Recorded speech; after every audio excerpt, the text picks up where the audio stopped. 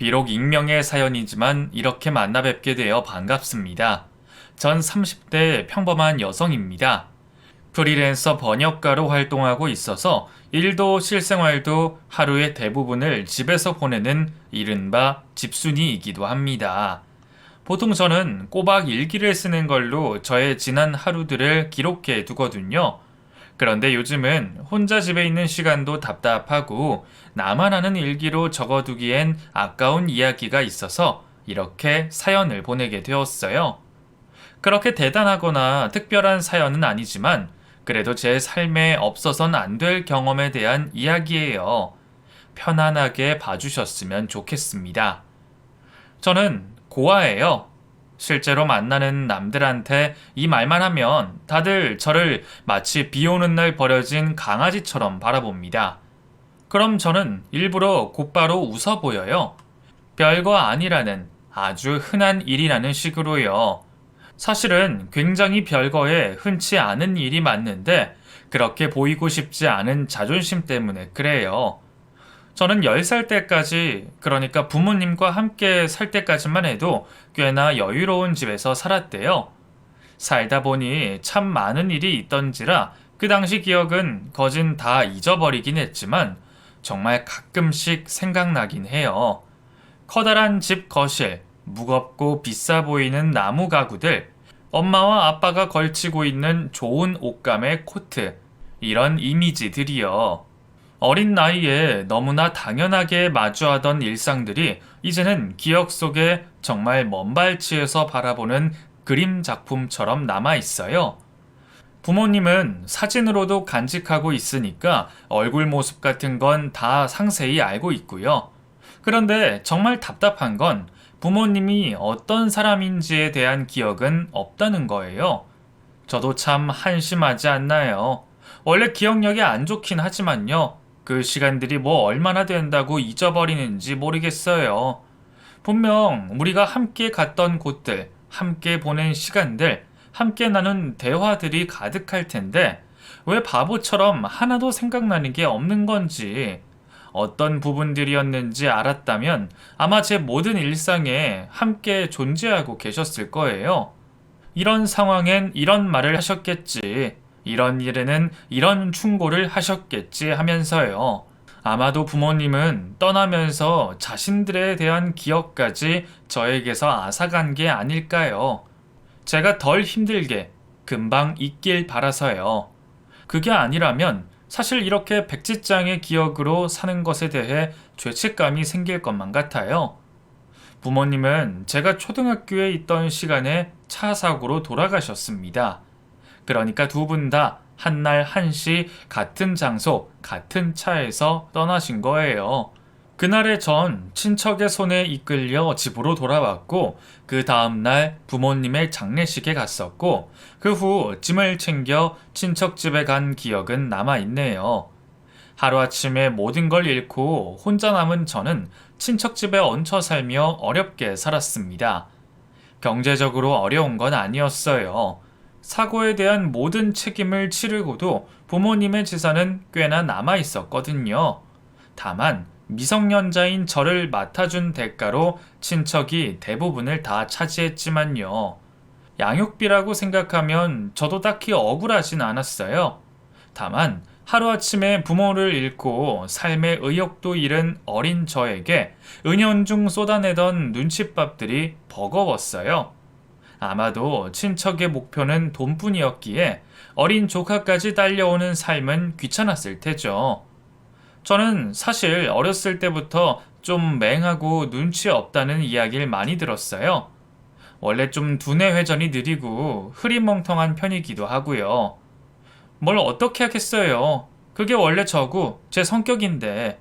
그런데 친척집에 있을 당시에 저는 제가 고아로 자라 배운 바 없이 커서 그렇다는 말을 듣기 싫어서 주변의 눈치를 많이 봤었어요. 저를 걱정하는 척하며 그런 식으로 편견을 이야기하는 어른들이 정말 많았거든요. 고아라는 꼬리표가 따라오지 않게 괜히 꼬투리 잡힐 만한 일만 들지 말자. 더 신경 쓰고 더 잘 보이자 라는 마음으로 매 순간 곤두서 있었던 것 같아요. 늘 긴장한 상태로 친척들과 어른들의 한마디, 행동 하나하나 신경 쓰면서요. 그래서 일부러 부모님에 대해 묻지 않았던 것도 있습니다. 그런 말들이 괜히 밉보이게 할 수 있는 여지를 줄 거라고 생각해서요. 생각해보면 타인에게 눈치 보고 예민하게 신경 쓰는 그런 면이 지금까지도 비슷하게 남아있긴 하네요. 고치고 싶었는데 워낙 어렸을 때부터 해오던 습관인지라 마음처럼 쉽지가 않아요. 다른 사람들의 눈치를 보며 사는 건 꽤나 힘든 일이잖아요. 혼자만 피곤한 일인데다가 결국엔 자기 자신을 갉아먹는 일이니까 성인이 되고서는 집을 구해서 바로 혼자 살기 시작했어요. 독립한 게 어쩐지 더 마음 편하고 좋더라고요. 신경 쓸 사람도 없고 저만의 자유를 되찾은 것 같았거든요. 부모님 떠나시고 혼자 쭉 지내왔으니 뭐 혼자 사는 건 아무렇지도 않았고요. 다만 친구나 연인을 사귀고 싶다는 생각은 항상 하고 있었어요. 아까도 말했듯이 제가 원체 감정 기복도 없고 표현도 없어서 곁에 다가오는 사람들도 없었거든요. 여자친구들은 모자라 보인다며 저를 무시하거나 피했고 남자애들은 바보 같다며 저를 놀렸어요. 10대 시절에 저는 어디에서든 늘 혼자였던 거예요. 기댈 곳 하나 없던 저는 다른 곳에 쓸 에너지를 모아서 열심히 공부만 했어요. 언어 쪽에 관심이 있어서 그쪽으로 진로를 정하고 열심히 공부하며 미래에 대한 꿈을 꿨었죠. 그렇게 원하던 시험에 합격하고 이뤄내면서 20대 후반쯤에는 옛날부터 꿈꿔오던 모습에 제가 되어 있었답니다. 이렇게 말하면 아주 작은 노력과 짧은 순간 같지만 저에겐 피나는 노력이 담긴 지난한 세월이었어요. 무시받지 않기 위해, 인정받기 위해 스스로가 안쓰러울 정도로 부단히 애써온 시간들이었고요. 부모님에 대한 기억도 없으면서 하늘에 계신 부모님을 위해 우뚝 홀로 일어서겠다고 다짐하면서요. 그 사이 몇 번의 가벼운 연애를 했었고 친구도 사귀게 되었지만 제 생활의 주는 오직 일뿐이었어요. 시간이 지나도 언제까지나 그럴 거라고 생각했습니다. 그러다 지금의 남편을 만나면서 저의 모든 생각이 바뀌게 된 거죠. 남편을 만난 그날은 업무 스트레스 때문에 밤에 잠시 산책을 나온 날이었어요. 가볍게 입고서 나와 터덜터덜 길을 걸어가는데 도로 건너편 쪽에서 개가 짖는 소리가 나더라고요. 저는 그때부터 가슴이 뛰기 시작했습니다. 멀리서 보니 흰 털을 가진 무릎까지 올 정도의 크기의 강아지더라고요. 어릴 적 저는 개에게 물렸던 적이 있어요. 물렸을 때 놀람과 두려움은 기억나지만 언제 어떻게 그랬는지는 잘 모르겠어요.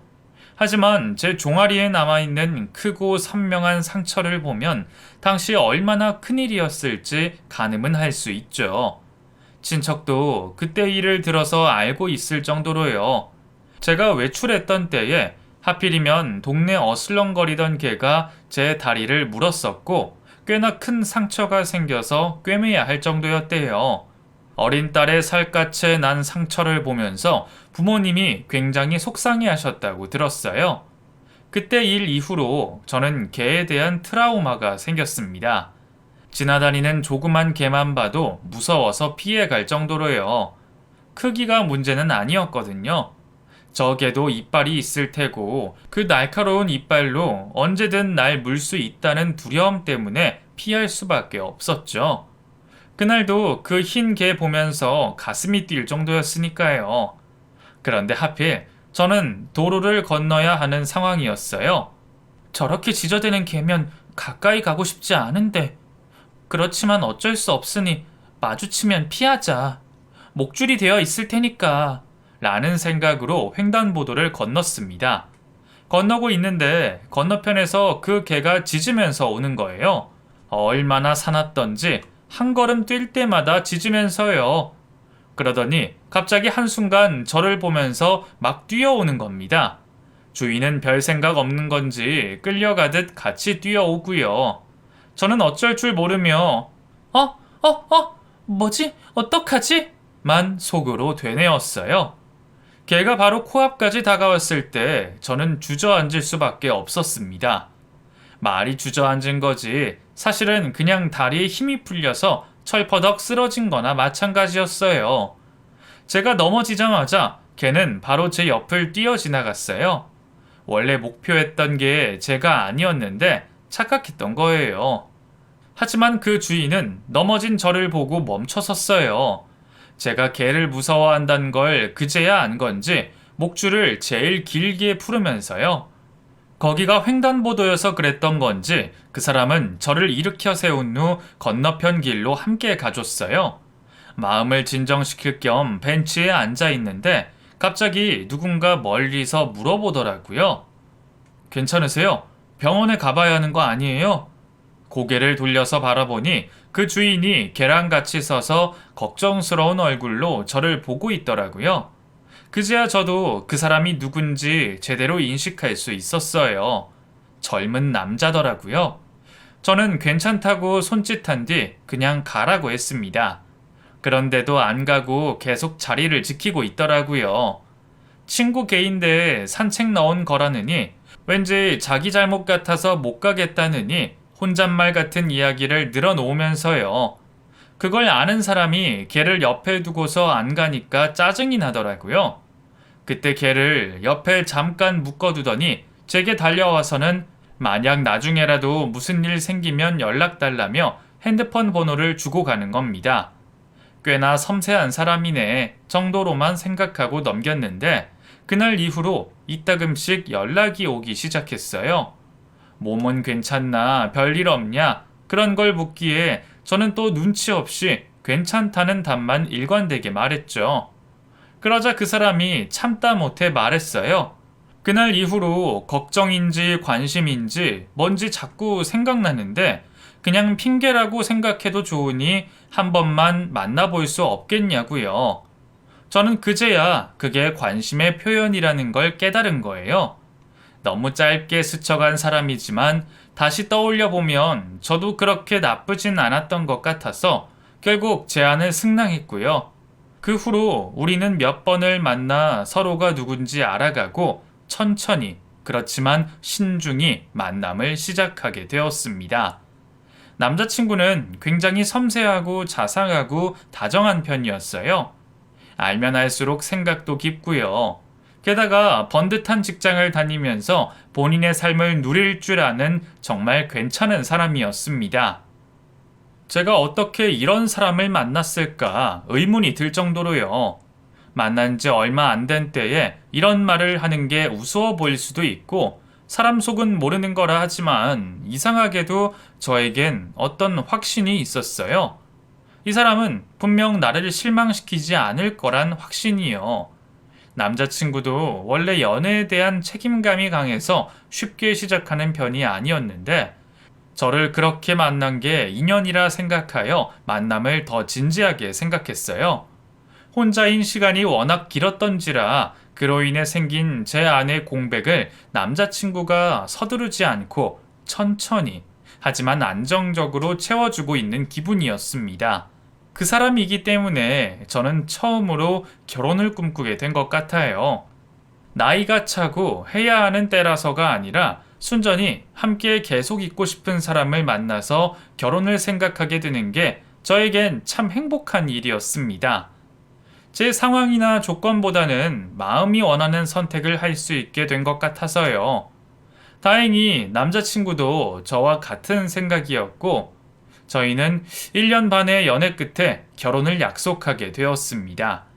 하지만 결혼이라는 건 제 생각만큼 순탄한 일이 아니었더라고요.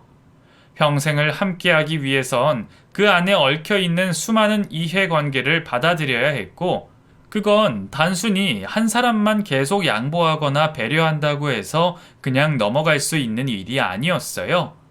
남자친구와 제 사이에도 그런 여러 가지의 문제가 많았습니다. 그럴 때마다 우리는 많은 대화를 통해서 서로의 입장을 헤아리기 위해 노력했고 조율했고 약속을 했어요. 하지만 그 대화로도 어쩔 수 없는 일도 있었죠. 저희에게 가장 큰 문제는 어머님의 반대였어요. 제가 모르는 다른 자잘자잘한 이유들도 있겠지만 가장 큰 이유는 며느리 될 사람이 고아라는 걸 받아들일 수 없다는 거였습니다. 솔직히 남자친구의 집안이 그렇게 여유로운 건 아니에요.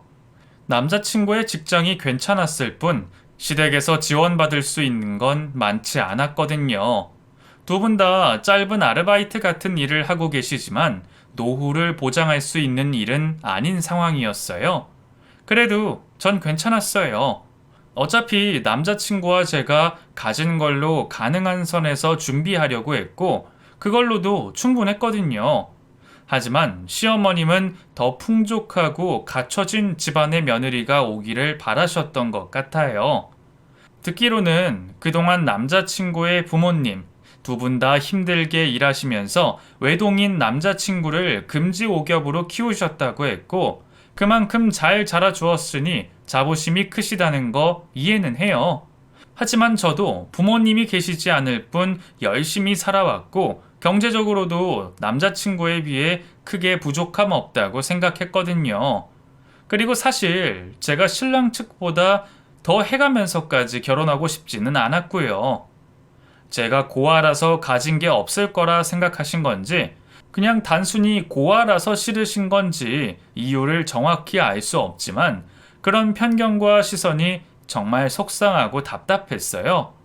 하늘에 계신 부모님이 이런 제 모습을 보면 어떻게 생각하실까?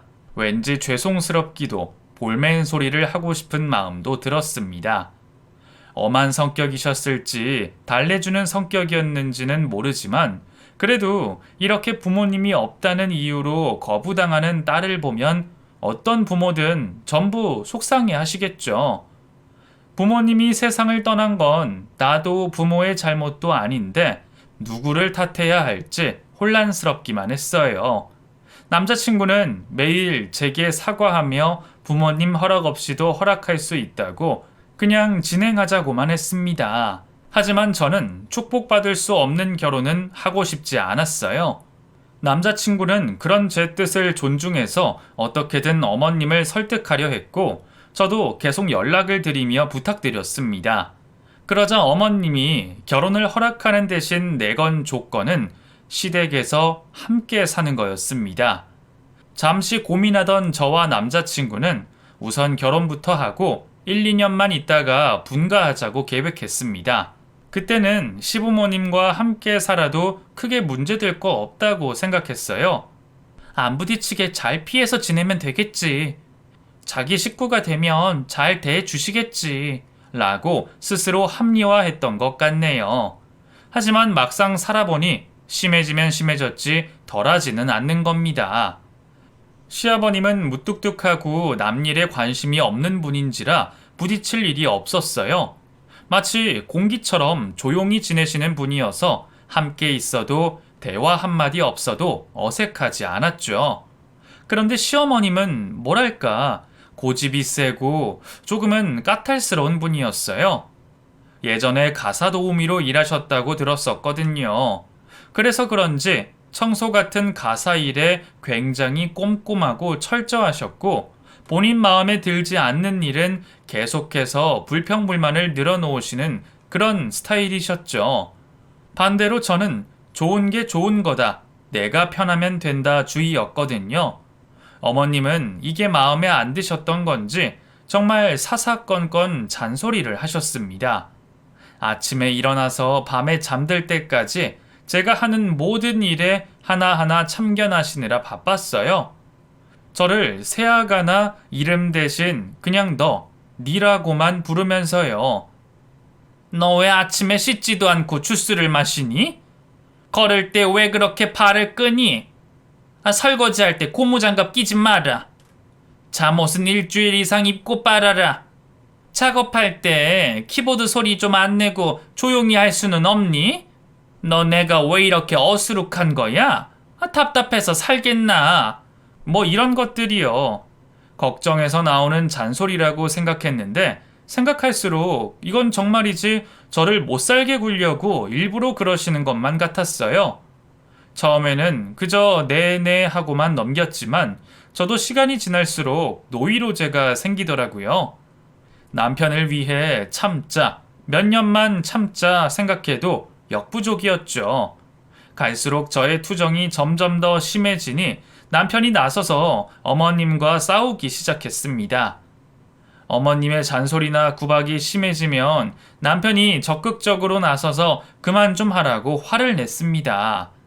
어머님은 남편이 그렇게 큰 소리 내는 걸 처음 보셔서 그런지 어느 정도 수그러지시긴 했어요. 하지만 그것도 잠시뿐. 나중에 당신도 큰 소리를 내면서 섭섭하다고 어떻게 네가 나한테 그럴 수 있냐고 따지시더라고요. 네가 어떻게 엄마한테 그렇게 소리칠 수가 있어? 내가 널 어떻게 키웠는데?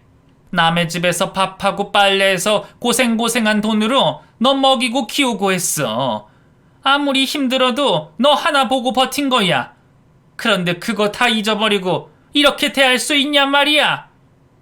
그러니까 와이프 건드리지 말라고요. 왜 자꾸 구박하고 모질게 대하는 거야? 엄마가 고생한 거 나도 다 알아서 이제라도 잘하고 싶은데 엄마가 자꾸 일을 망치잖아. 지금 우리 가족 사이를 멀어지게 만드는 사람이 엄마라고.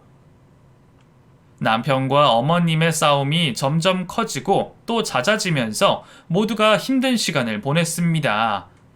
아버님도 처음에는 말렸지만 이내 포기하셨고 제가 끼어들면 다툼이 더 커져서 그냥 지켜만 볼 수밖에 없었죠. 분명 그 다툼은 제가 있으면서 시작된 거였지만 어느새 남편과 어머님의 갈등이 되어버렸습니다. 여느 날처럼 또다시 사소한 일로 남편이 어머님과 다투었을 때 남편이 자다 말고 한밤에 갑자기 짐을 싸더라고요. 그리고선 제게 말했습니다. 우리 그냥 나가서 살자. 더 이상 이렇게는 못 살겠어. 그렇잖아. 당신 여태 많이 참았고 나도 할 만큼 했어. 그런데도 엄마 성격 못 꺾었으니까 이젠 방법이 없는 거야. 어머님이 절대 못 보낸다고 하셨잖아. 어떻게 그래? 부모님이랑 연 끊고 살면 돼. 어려운 거 아니야. 그냥 애초에 없었다 치고 살면 되는 거라고. 지쳐있던 저는 그 이야기를 듣고 흔들려서 그냥 남편 말처럼 다 버리고서 나갈까 했습니다. 그런데 연을 끊겠다는 그 말이 마음에 걸려서 도저히 못 그러겠더라고요. 이런 저를 보며 답답하다고 한심하다고 욕하셔도 할 말 없습니다. 그런데 제 마음이 그런 걸 어떻게 하겠나요? 혼자 자라면서 매일 부모님이 계셨다면 어땠을까 상상해 왔어요. 만약 살아 계셨다면 정말 잘해드렸을 텐데 후회 아닌 후회도 하고요. 그런데 멀쩡히 살아 계신 그것만으로도 감사한 부모님과 연을 끊겠다니 아무리 밉고 서운해도 제 안에선 그건 절대 할 수 없는, 해서는 안 되는 선택 같은 거예요. 게다가 이런 다툼 때문에 그런 거라면 더더욱이요. 그럼 제가 남편과 둘이 살면서도 마음이 편치 않을 것 같았어요. 그래서 저는 울면서 남편에게 지금 저의 생각과 우선순위, 마음을 전부 털어놓았습니다. 사실 이런 식으로 떨어져 나와 사는 거 마음이 불편할 것 같다고요. 그리고 부모님 없이 사는 게 얼마나 괴로웠는지 난 너무 잘 알아서 사랑하는 사람은 그 괴로움을 겪게 하고 싶지 않다고 덧붙였어요. 그러자 남편도 미안하다며 울더라고요. 어머님이 원래 저 정도로 모난 분은 아니었는데 남 밑에서 일을 하다 보니 사람들이 자신을 무시하고 멸시하는 것에 대해 굉장히 힘들어 하셨대요. 가사도우미가 하는 게 이런 거 아니냐고 막리를 시키고 함부로 대하고 종부리듯 하는 것에 대해서 이골이 나셨다고요. 그래서 더 깐깐하고 까칠하게 변해버렸대요. 없이 살거나 남에게 흠집 잡힐 일에 대해서도 굉장히 민감하셔서 자식만은 그렇게 살질 않길 바라시고요. 듣다 보니 어느 정도 어머님의 마음이 이해는 가지만 아무리 그래도 제 입장에선 온전히 받아들이기 어려웠어요. 이유야 어쨌든 저도 결국 어머님께 무시당하고 멸시받은 거나 마찬가지니까요. 단지 고아라는 이유로요. 하지만 더는 방법이 없으니 화해하기 위한 노력은 분명 필요했어요. 모두가 아무 일도 없던 듯이 원만하게 화목하게 잘 살면 좋겠지만 그건 어려운 상황이니 저만 참으면 되는 상황이었습니다. 원래 저는 눈치 잘 봐왔으니까 지금도 그냥 눈치껏 잘 맞춰 나가자고 아무 일 없는 것처럼 웃으며 지내보자고 마음먹었어요. 그래서 그 다음 날부턴 아예 일부러 어머님께 더 다가가고 어울리려고 노력했습니다. 그런 제 노력을 보고서 어머님도 좋은 게 좋은 거라고 생각하시지 않을까, 이쯤 되면 못 이긴 척 봐주시지 않을까 생각하면서요. 하지만 그건 제 착각이었습니다. 어머님의 화는 좀처럼 풀리지 않았어요. 한 번은 제가 공연을 예매하고서 함께 보자고 말씀드렸거든요. 어머님, 아버님이 좋아하실 만한 내용인지라 함께 나들이 겸 다녀오자고요. 싫다고 하시는데도 한 번만 다녀오자며 졸랐습니다. 그러자 어머님이 그러시더라고요. 너 때문에 내 자식이랑도 사이가 나빠졌는데 뭐가 좋다고 같이 하하호호 웃는 공연을 보러 갔냐? 너나 다녀와라. 남편과 싸우게 된 게 전부 제 탓이라고 생각하시는 것 같았어요. 억울함과 서운함으로 눈물이 날 것 같았지만 꼭 참았어요. 그 얘기를 옆에서 들은 남편이 또 같이 화를 내면서 제 편을 들어주었습니다. 이러니까 사이가 멀어지는 거라며 어른이 어른답지 못하다고 큰 소리를 냈어요. 어머님은 어른답게 해주겠다며 똑같이 소리치시고요. 정말 바람 잘 날이 없다는 게 뭔지 알 것 같았어요. 이대로라면 분명 식구들 모두 지쳐서 나가 떨어질 게 뻔해 보였죠. 그리고 결국 다음 날 일이 터졌습니다. 남편과 아버님의 외출이 늦어져서 오랜만에 어머님과 둘이 집에서 식사를 하는 날이었어요. 어머님이 해주신 국수가 메뉴였죠. 그런데 제가 원래 젓가락질을 잘 못하거든요. 왜 그러는지는 모르겠어요. 올바른 젓가락질로 잡아봐도 불편하기만 하고 그렇게는 못 먹겠더라고요. 그날 어머님이 해주신 국수를 먹는데 면이 얇아서 그런지 젓가락질이 영 불편하더라고요. 그래서 조금 더 젓가락을 편히 잡고 먹기 시작했어요. 그런데 어머님이 그 모습을 보고 갑자기 크게 소리를 치시는 겁니다. 전부터 얘기하고 싶었는데 너 왜 젓가락질을 그렇게 하니? 네? 네가 젓가락질을 그딴 식으로 하는 게 나까지 부끄럽게 만드는 일이란 거 알아? 죄송해요. 그런데 전 이게 편해서요. 보기에 너무 그러시다면 나중에 천천히 고쳐갈게요. 30년 넘게 못 고쳤는데 어떻게 나중에 고쳐? 부모 없어서 이런 것도 못 배운 거 아니냐? 그 말을 듣는 순간 누가 제 뒤통수를 내려친 것처럼 얼얼하더라고요. 짐승만도 못한 남들에게 듣던 그 소리를 설마 어머님께 들을 줄은 꿈에도 몰랐거든요. 무슨 말을 해야 할지 몰라 저는 멈춰선 채로 가만히 있었습니다. 그러자 어머님이 갑자기 일어서더니 옷걸이를 가져오시는 겁니다. 안 되겠다. 너 지금 이거 이대로 그냥 넘어가면 평생 못 고쳐. 본바 없어서 배우지 못했다면 니들이 좋아하는 어른답게 시애미가 고쳐줄게. 어른으로서 회초리로 때려서 고쳐준다고. 바지 걷어라. 그러니까 그 옷걸이로 지금 제 종아리를 때리시겠다는 겁니다. 어이가 없어서 그냥 멍하니 쳐다보는데 어서 걷으라고 화를 내시더라고요. 못해요, 어머니. 제가 회초리 맞을 정도로 잘못한 건 아니잖아요. 그래? 그럼 네가 날 때려라. 며느리 잘못 가르친 내가 맞아야지. 자, 때려. 어머님은 정말로 제 손에 회초리를 쥐어주시고 어서 자신을 때리라고 했습니다. 저는 대체 이게 무슨 상황인지 어떻게 해야 할지 이성적인 판단이 서지 않았어요.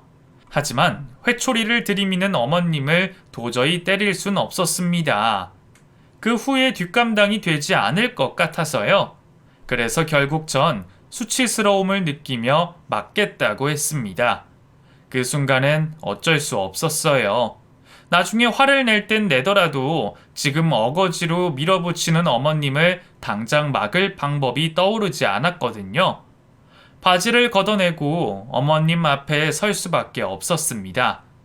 제발 하늘에선 부모님이 이 모습을 보시지 않았으면, 이 시간이 빨리 지나갔으면 하고 속으로 수십 번 되뇌었습니다. 그렇게 어머님이 자리에 앉아 회초리를 들고 저를 때리시려는 순간이었어요. 갑자기 행동을 멈추시고 제 다리를 가만히 바라보시는 겁니다. 그 다음부턴 전혀 생각지 못한 일들의 연속이었어요. 이 종아리의 상처 언제 난 거냐? 네? 종아리 상처 언제 생긴 거냐고? 아, 저 어릴 적에 개에 물린 적이 있었대요. 그때 난 거예요. 개에 물렸다고? 얼마나 큰 상처였는데? 자세히 기억은 안 나는데 꿰맬 정도였다고 들었어요. 그런데 그건 왜 물으세요? 제 물음에 아무 말이 없자 고개를 돌려 어머님 쪽을 보았는데 글쎄 어머님이 울고 계시는 겁니다. 갑자기 눈물을 쏟아내는 어머님을 보며 너무 놀라서 뭐라고 말해야 할지 몰랐어요. 단지 왜 그러시냐고만 물었죠. 그러자 어머님은 저를 안고 어떤 말도 없이 내내 눈물만 흘리셨습니다. 그렇게 1시간가량이 흘렀던 것 같아요. 어느 정도 진정이 되고서야 어머님은 식탁에 저를 앉혀두고 입을 떼셨어요. 그리고 그 이야긴 제겐 너무 충격적인 일이었습니다. 그러니까 20년도 더 옛날에 어머님이 가사도우미로 지내시면서 가장 잊지 못할 분들을 만났대요. 두 부부였는데 단지 일을 하러 온 자신에게 너무나 잘해주고 가족처럼 진심으로 대해주셔서 평생 그 집에서만 계속 일하고 싶을 정도였대요. 본인은 원래 덤벙대고 실수를 많이 하는 편이라 가사도우미로서 부족함이 많았는데 그럼에도 늘 너그럽게 실수를 봐주고 오히려 웃으면서 위로해주는 그런 분들이었다고요. 그 집에는 본인 아들과 비슷한 나이의 딸 하나가 있었는데 워낙 순하기도 하고 자신의 자식 같기도 하니 특히 예뻐하셨대요. 또 존경하는 분들의 아이기도 하니 잘해주고 싶기도 했고요. 그 집사람들은 일이 바쁘신 분들이라 보통 낮에는 도우미인 본인이 함께 있으면서 돌보는 시간이 길었대요.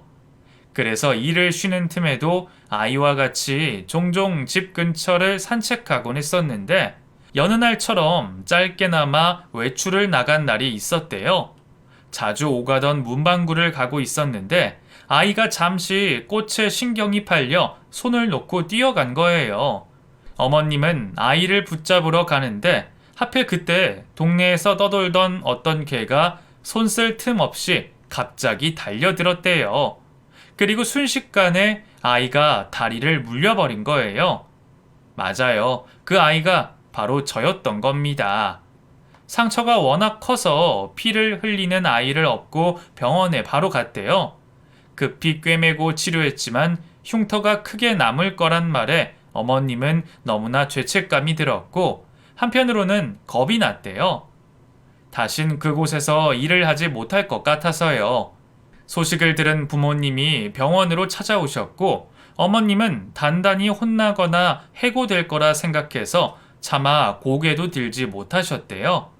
그런데 부모님은 제 상처에 크게 속상하셨지만 어머님께 화 한 번 안 내신 겁니다. 사고였으니 어쩔 수 없다고요. 그러면서 개를 붙잡다가 다친 어머님 손을 보고 오히려 놀라며 어서 치료하라고 치료비까지 주셨다고 했어요. 어머님은 미안하고 감사한 마음에 그 자리에서 펑펑 우셨다고 하네요. 그 뒤로 아이의 상처를 볼 때마다 죄책감이 들어 그만두겠다고도 말해보았지만 사모님이 말리셨대요. 그쪽 잘못이 아닌데 왜 그렇게 마음에 담아두냐고요. 어머님은 그때 다짐하셨대요.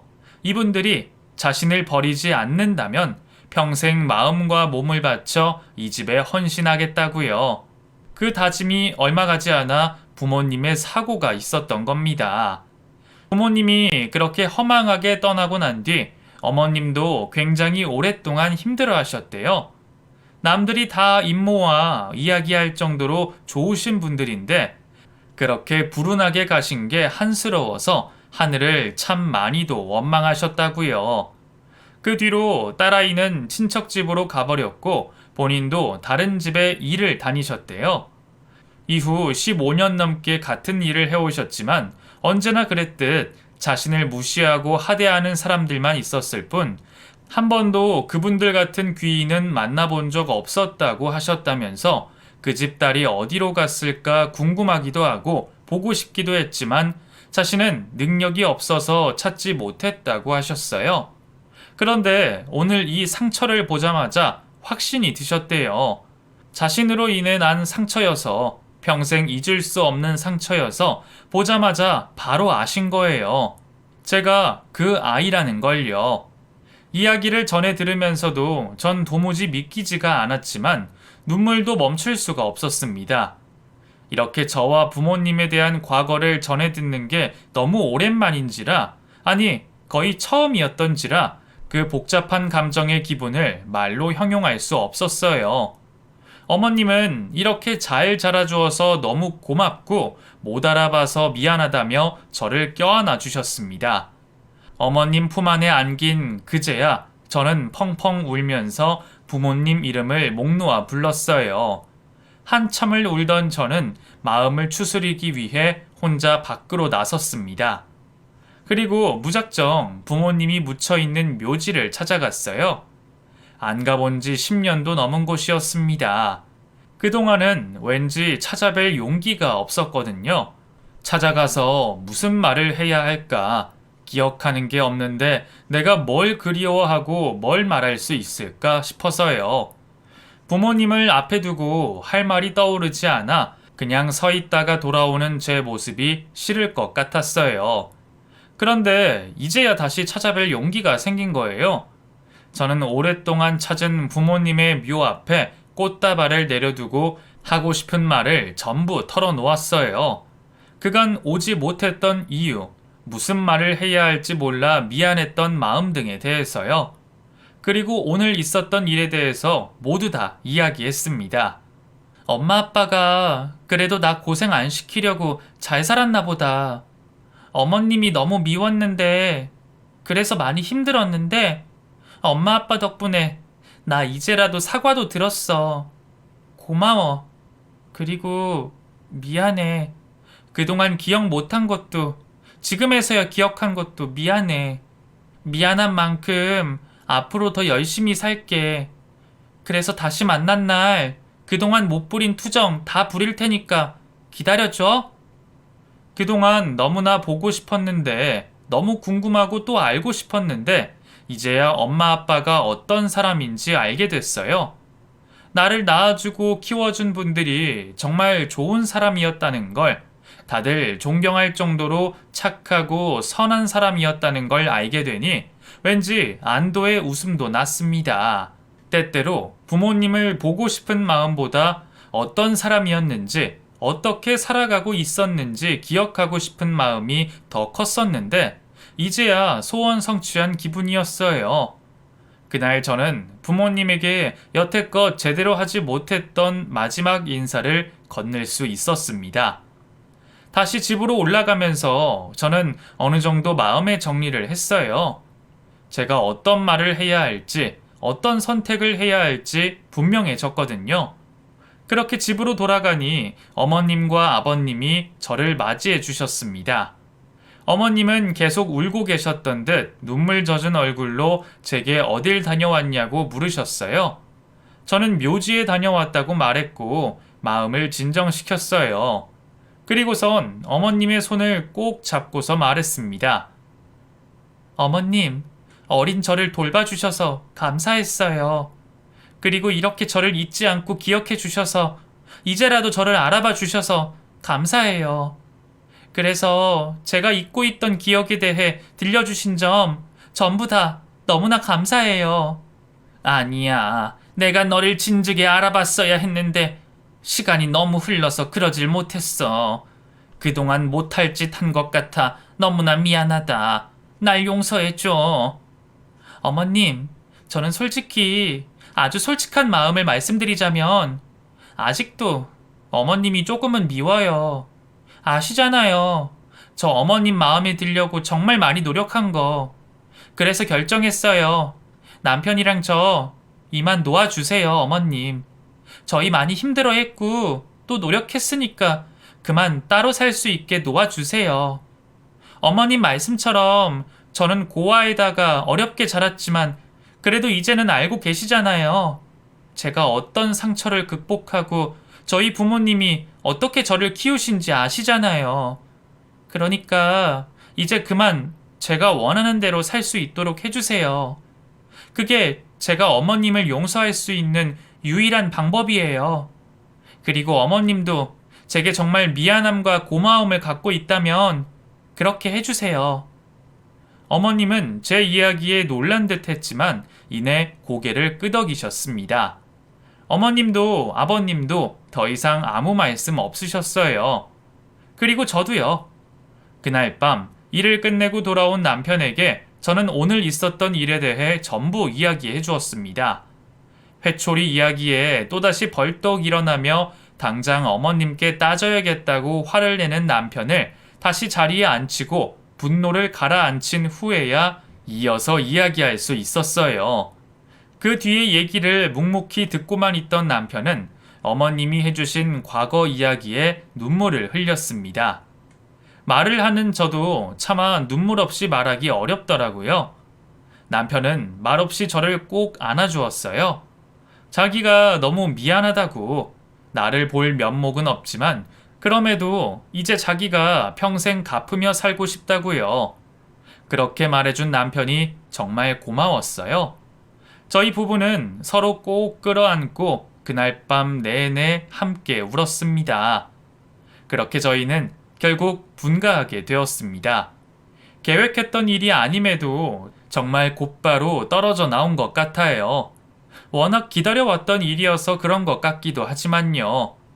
제가 평소에 살고 싶던 도시로 이사를 했고 그곳은 다행인지 뭔지 시댁과 2시간이 넘는 거리였죠. 지금 남편과 둘이 너무나 행복하게 지내면서 일찍 놓쳐버렸던 신혼의 즐거움을 다시금 누리고 있습니다. 언제 다시 시부모님께 연락하는 날이 올지는 사실 모르겠어요. 아직까지 한 번도 연락한 적 없거든요. 남편도 일부러 제 생각해서 굳이 얘기 안 하는 것 같고요. 제 마음이 내키면 그때 언젠간 한 번은 만날 수 있겠죠. 시댁에 사는 1년간 심적으로 정말 많이 괴롭고 힘들었던지라 이곳에서 한동안 푹 쉬려고 해요. 그동안 포기하고 있었던 하고 싶은 일을 하나씩 해나가면서 올해를 마무리해보려고 합니다. 그러면서 동시에 제 지난 과거에 대한 퍼즐 조각을 하나씩 찾아보는 중이기도 해요.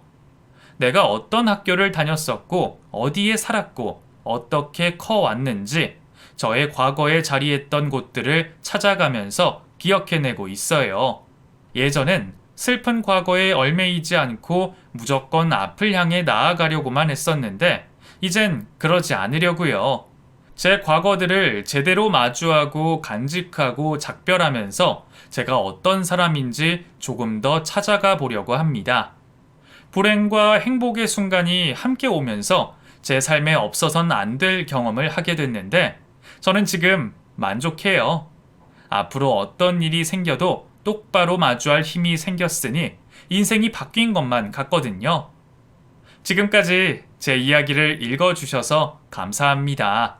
여러분의 남은 날에도 축복 같은 일이 찾아오길 바라며 긴 글 마무리 지을게요.